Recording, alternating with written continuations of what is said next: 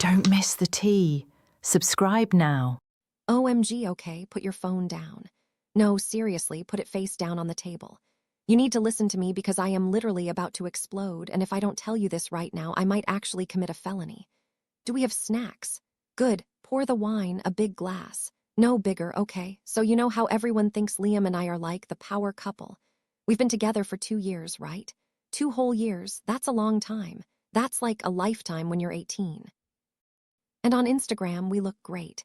He buys me flowers, we go on cute dates, he holds the door, all that rom-com stuff. But girl, I have to tell you something that I have literally never told a soul. I'm taking this to the grave, except now I'm telling you because I'm losing my mind. Here is the tea. In the entire 2 years we have been together, I have never finished. Wait, stop screaming. Stop, keep your voice down. Yes, I am serious. Not once, zero, zilch, nada, the grand finale. Never happened, the fireworks, duds every single time. And I know what you're thinking, oh, maybe you guys are just figuring it out, or maybe the chemistry is off.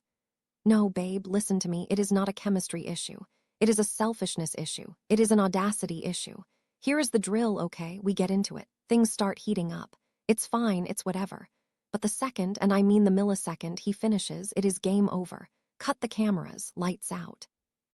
He literally rolls over.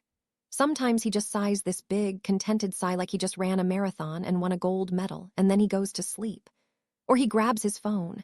Can you imagine? I'm lying there, staring at the ceiling, fully, unsatisfied, heart rate still up, just feeling like a total idiot. And he's there scrolling through TikTok or snoring. It stops when he stops. Every time. It's like I'm just an accessory to his experience. I'm a prop. And at the beginning, I was naive, right? I was 16 when we started dating. I thought, okay, maybe this is just how it is at first. Maybe we need to get more comfortable. I thought eventually he'd realize, or he'd ask, or he'd want to make sure I was having a good time too. I kept telling myself, give it time, he's a guy, they're clueless sometimes. But we are 2 years in, bestie. 2 years, he is 20 years old. He is a grown man. How do you go 2 years without noticing that your girlfriend has never once had a moment? But what happens when you finally confront him? Stay tuned for part 2. So obviously, I couldn't just keep suffering in silence. I mean, resentment is literally eating me alive. It's rotting my soul, so I tried to talk to him. And this is where the tea gets scalding hot because his reaction is, it's actually insane. It's gaslighting 101. I didn't go in screaming. I didn't go in accusing him of being terrible in bed. Even though, let's be real, if you aren't making sure your partner is good, you are terrible in bed. But I was so gentle. I read all those articles about I statements. I feel, I need. I prepared a whole script in my head. I sat him down a few weeks ago. The vibe was chill. I said, hey babe, I love being intimate with you, but I feel like we're missing a connection because I'm not really reaching the end, and I'd love if we could focus on that a bit more. Wasn't that nice? Wasn't that calm?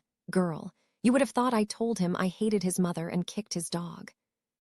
He immediately got this look on his face. This sour, annoyed, why are you doing this to me look. He literally huffed like a toddler and said, why do you always have to make things complicated? I thought we were good.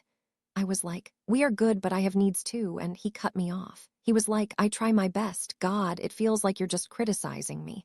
Do you know how that makes me feel? It makes me feel like I'm not enough. Can you believe the manipulation? Suddenly, I'm comforting him. I'm sitting there, unsatisfied and frustrated, rubbing his back, telling him he's great, while he pouts because I dared to suggest that maybe, just maybe, my pleasure matters too. He turned the whole thing around to be about his fragile ego. He made himself the victim because his girlfriend wants to orgasm. Make it make sense. And it keeps happening. I've tried bringing it up casually, like in the moment. Like, hey, don't stop yet. Or can you do this? And he gets defensive. He'll stop everything. He'll literally pull away and say, well, now the mood is ruined because you're talking too much. Or you're putting too much pressure on me. Pressure? What about the pressure on me to fake a smile while he treats my body like a stress ball and then passes out? But wait until you hear what happened last week. That's in part 3. The worst one was last week. This is what broke me. This is why I'm telling you. We were hanging out and I brought it up again because, frankly, I'm at my breaking point. I tried to be super vulnerable. I told him, look, it's starting to affect how I feel about us. I don't feel prioritized. And he looked me dead in the eye and said, "You're just complaining. You're always complaining about something. Why can't you just enjoy the moment? Why does it always have to be about finishing? Excuse-me. Why does it always have to be about finishing?" says the man who always finishes. "Easy for you to say, Chad. You're crossing the finish line every single race while I'm still tying my shoes at the starting block." It was so dismissive. He shut down completely after that. He just crossed his arms, stared at the TV, and gave me the silent treatment for the rest of the night. It's like talking to a brick wall, but a brick wall that gets offended if you touch it wrong. So now I've just stopped bringing it up. I'm avoiding the topic entirely because I literally cannot handle the drama he creates around it. He acts like I'm attacking his manhood, but instead of trying to fix it or be better, he just attacks me back. He makes me feel like a nag. He makes me feel like I'm demanding too much. Is asking to finish demanding too much? Am I crazy? Tell me if I'm crazy, because he's making me feel like I'm asking for a pony and a trip to Mars, but avoiding it is making everything worse. I'm building up so much resentment. Like when he touches me now, I don't get butterflies. I get annoyed. I get this pit in my stomach. I'm starting to dread it. I find myself making excuses. Oh, I have a headache. Oh, I'm tired. Oh, I have to study. Because why would I want to participate in an activity where I do all the work, he gets all the reward, and if I ask for anything, I get yelled at? It feels like a chore. It feels like unpaid labor. And it's bleeding into everything else. When we're just watching movies or eating dinner, I look at him and I just think, you don't care about me. Because that's what it is, right? Sex is supposed to be about caring for the other person. If you can see your partner isn't enjoying themselves or isn't done, and you just zip up and walk away, that says something about your character. It says you're selfish. It says you don't value my happiness. I don't feel prioritized emotionally because I'm definitely not prioritized physically. It's all connected. I feel so stuck. I've invested 2 years into this boy. I love him, or I think I do. I remember the good times. But this is a huge deal, isn't it? I can't live like this for the rest of my life. I can't be the girl who never finishes. I'm 18. These are supposed to be my prime years. But I don't know how to fix it if he refuses to talk. Every time I open my mouth, he shuts me down. He calls it complaining. He gets angry. How do you communicate with someone who refuses to listen? How do you solve a problem when the other person denies the problem even exists? I honestly don't know what to do. Part of me wants to just scream at him. I am not a toy. But another part of me is scared that if I push it too hard, we'll break up. And then I think maybe we should break up. Is this a breakupable offense? Leaving someone because the intimacy is bad. But it's not just that it's bad. It's that he doesn't care that it's bad.